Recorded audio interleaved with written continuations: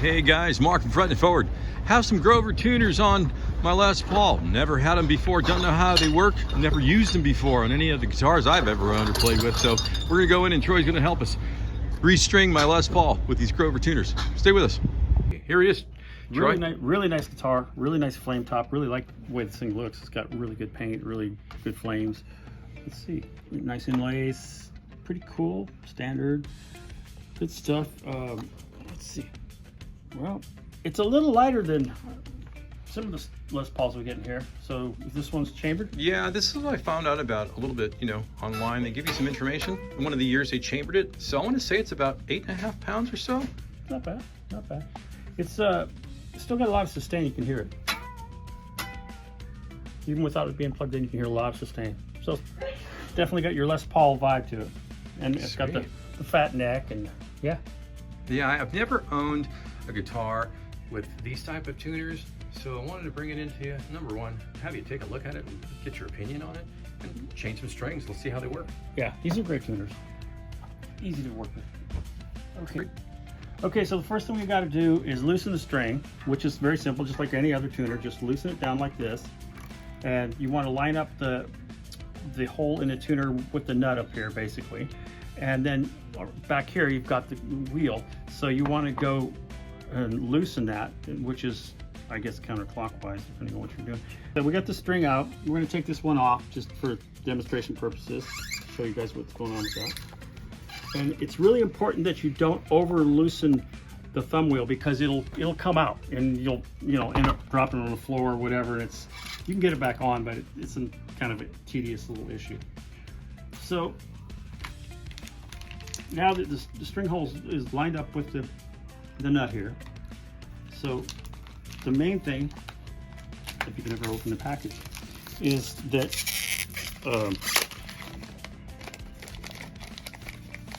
you want to feed your string through here, and when you leave different strings on like this, make sure that the bridge doesn't move, because you've got other strings on it. Otherwise you have to put some tape on there if you take them all off,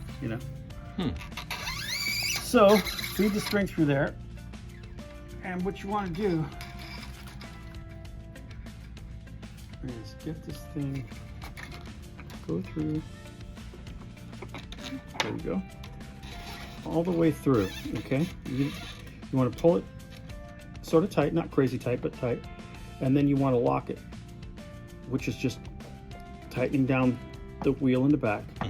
You don't want any wraps, because the wraps really with the locking tuner is just a non-issue. It doesn't really help at all. Yeah. And then you just start tuning it.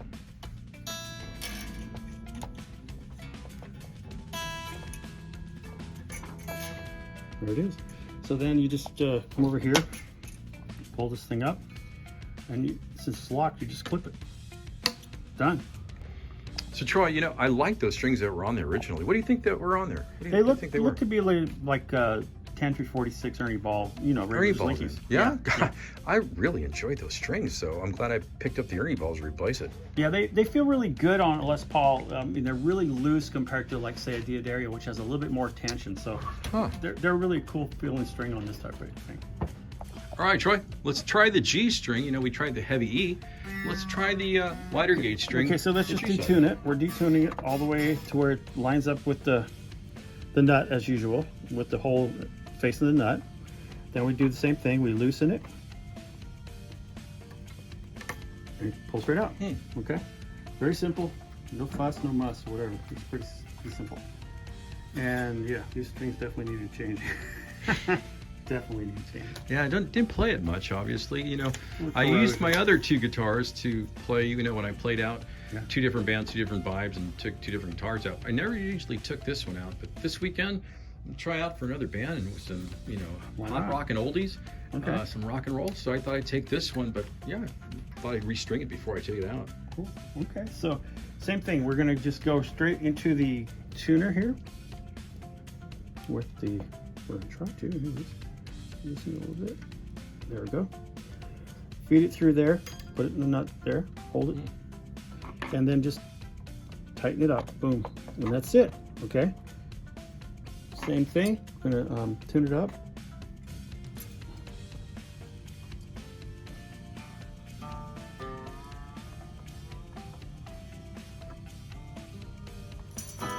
And that should be it. Cut it off. Done. Wow, look at that. Yeah, it makes restringing super fast, super cool. It's just, you know, you're not trying to hold things and hold it and keep it from slipping and wrapping it around 3 times and trying to measure the string length to cut. So Real clean, real tight. Yeah. Just like barely one wraparound, huh? Yeah. That's it. Not even. Yeah. Sweet. Yeah. It works really well. These are great. Just it's convenient for. I love them on all my guitars. You know, just put locking tuners and everything. Guitars should just come with locking tuners.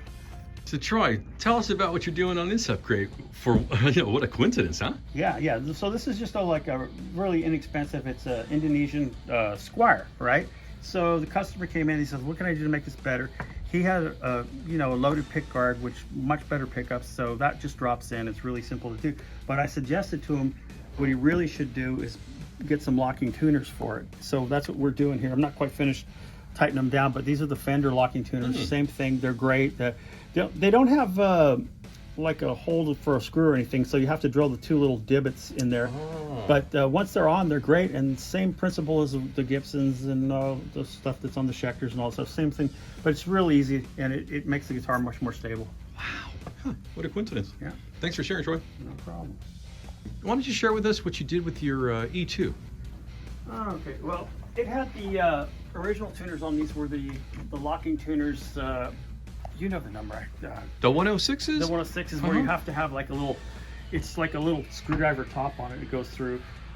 It was just kind of tedious to restring like that and kind of a pain in the butt. So I installed the Godos with the thumb wheel in the back, and they're just much easier to work with, you know, a lot easier, a lot quicker. Yeah, the only reason I know them, I guess now, is because I've learned something about them, prior to making this video. Right. And let's turn this beauty around. Look at this. This is one of your own, huh? Yeah. Gosh, it's gorgeous. Had it redone with stainless steel frets, changed the radius, and got a Babbitt's bridge, which is it's a Tom Tunematic, but it's individual height adjustable, so it's kind of cool. Wow, it sure does look like it. Yeah. God, there's a lot of meat to that bridge. Look at that. Yeah, kind of spaceship looking. They all have it as a cam on each one, so each string is adjustable with a cam, so you get the individual height where you usually don't have that on a Gibson. Wow, that's beautiful. Let's go up the fingerboard here. Gorgeous. Okay. And you re-radiused it? Yeah, re-radiused the fretboard from it was a 12-inch radius, now it's a 16-inch, and then it's got the Jescar, the big Jescar tall frets on it, stainless steel.